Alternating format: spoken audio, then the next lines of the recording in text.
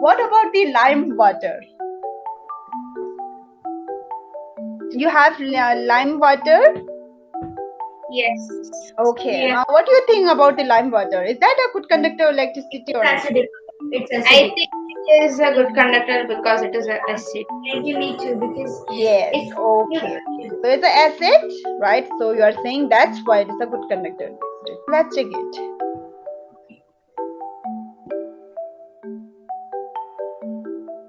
Yup. It is a good conductor. Okay, so it's glowing. yeah, it is Okay, glowing. so that means again as this one, lime water, or you can say acid. This acid is a good conductor of electricity, right? Or you can say it has a very high electrical conductivity, right? So that's why it's a good conductor of electricity.